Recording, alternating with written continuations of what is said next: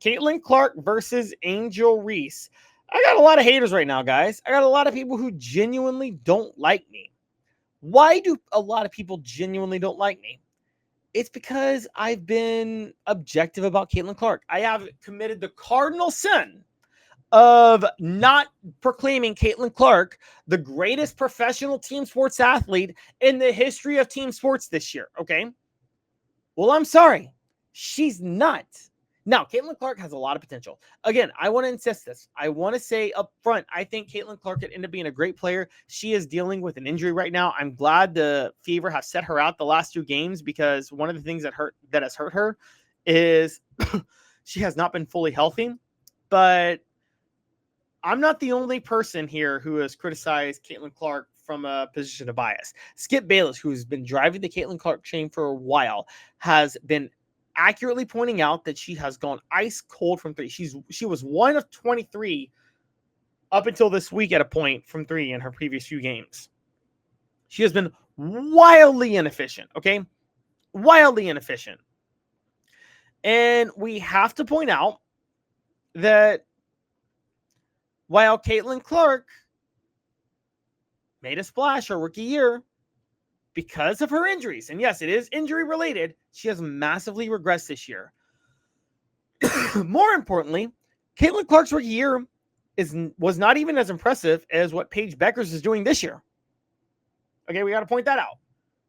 Caitlin Clark is a very good player, could be a great player, and in the right circumstance could go down as the greatest player of all time. But she's nothing great right now. She's good. So why is this relevant? I've already made my point about Caitlin Clark. Well, this week, the Chicago Sky, unfortunately for them, lost a couple more games. They lost to the Minnesota Lynx. They lost to the Golden State Valkyries. And in between, they did beat the Sparks 92-85. However, Angel Reese, who I'm not the biggest fan of, has somewhat found her footing. With Chicago this past weekend, she had 16 points, 17 rebounds, 6 assists, a block, but she did have 6 turnovers. Angel Reese is still a problem. She still has a lot of issues that she needs to fix. At the same time, as of their second years in the NBA, it's not even a debate. Angel Reese is a better player than Caitlin Clark right now. Now, Caitlin Clark's injury has a lot to do with that. I think fully healthy, I would still take Caitlin Clark. I said 3 weeks ago, while Caitlin Clark's not great, Angel Reese isn't even good. Angel Reese has had a big improvement in her game the last 2 weeks. A gigantic improvement. Now, she's averaging 12.4 points per game, 12.6 rebounds per game, more than half a block per game. And most importantly, her true shooting percentage is up all the way to .493. Guess what? Caitlin Clark's true shooting percentage is .520. Now, that may seem like Caitlin Clark has the advantage, but when you consider Angel Reese's defense, all of a sudden, you're looking at a different player when it comes to Angel Reese. You're looking at somebody whose steals percentage is 2.9, her block percentage is 1.8. Caitlin Clark's steals percentage is 2.4, block percentage is still 1.8, to be fair. Total rebound percentage is 9.1 for Caitlin Clark, though. Total rebound percentage for Angel Reese is 23.6. And most importantly, Caitlin Clark's turnover percentage is 21.4 because she is averaging. Caitlin Clark's turnover percentage is not 21.4. I got that stat wrong. Caitlin Clark's turnover percentage is something significantly worse.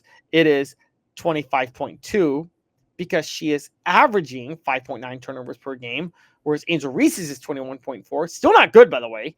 And she is averaging 3.4 turnovers per game. Angel Reese has a higher PER than Caitlin Clark. She has a higher, as of right now, win shares count than Caitlin Clark. And she has a higher win shares per 48 minutes than Caitlin Clark. Now, again, Caitlin Clark has been hurt. That's the biggest reason for this. All things being equal, I would take Caitlin Clark over Angel Reese, and I wouldn't even think about it. I've told you guys this before, and I'll say it again. Caitlin Clark is good, not yet great. Angel Reese is not yet even good. But Angel Reese has taken a step forward over the past 2 to 3 weeks. And I think in the process, she has surpassed Caitlin Clark for now. Will it last? I don't think I don't think it will. But Chicago put up a really big fight against the Minnesota Lynx on Sunday. They lost 80-75. This is why I'm bringing this up, because Chicago put up a huge fight against the Lynx. Minnesota has the best record in the NBA far and away at 17-2, and Ephesian Collier is the best player in the NBA. There's no close second, by the way, to her. And when you take that into account, it's honestly a really good sign for Chicago that they were able to put up that fight against Minnesota. Angel Reese is getting better. She's becoming more of a legitimate threat and no longer a liability. I still think overall she is not better than Caitlin Clark, but when it comes to just general production for this year, there is absolutely no denying on anybody's front that Angel Reese has been better than Caitlin Clark. Caitlin Clark has significantly regressed. She's significantly regressed. And I think if I'm Indiana at this point, Indiana has pretty much fallen to 9-9 on the year. 70 White's team is going to be lucky to make the Eastern Conference playoffs. If they do, they're not going to go anywhere. I tank. I've been talking about this for a little while. When your star player is hurt, tank. Now, there's obviously the whole story of Michael Jordan not tanking and wanting to come back and helping the Bulls get to the playoffs at 30-52, which is kind of crazy to think about in his second year. And it worked out long term because the Bulls came a dynasty. That is such a anomaly. That's such an anomaly that you can't use that as the rule. Okay. And I'm not saying it's an anomaly because Michael Jordan was somehow just that great. It's an anomaly because the Bulls, funny enough, did have Jerry Krause during that time, and Krause, for whatever his flaws were, did make a lot of smart decisions to help Michael Jordan get a ring. People talk about the last dance. Michael Jordan helped create a narrative that Jerry Krause held the Bulls back. Truth be told, Jerry Krause built a championship team with the Bulls, even though he didn't draft Michael Jordan. Before Jerry Krause was making draft picks for the Bulls regularly, Michael Jordan was getting bounced out in the first round every year. It took Jerry Krause and his genius of doing things like trading Charles Oakley to get Scottie Pippen that helped the Bulls go win 6 rings. You can hate Jerry Krause all day, and his ego did get the best of him at the end, but Jerry Krause is as much of a reason for the Bulls winning 6 rings as Michael Jordan, because if it wasn't for Jerry Krause, Michael Jordan would have been another player who was elite, stuck in a system of bad players who may have been lucky to get 1 ring.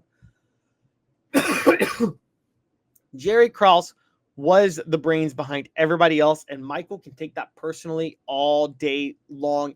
It doesn't matter. The most unimportant move that Jerry Krause made is the one that Michael Jordan left the Bulls over, which was hiring Phil Jackson. That's the ironic part about this.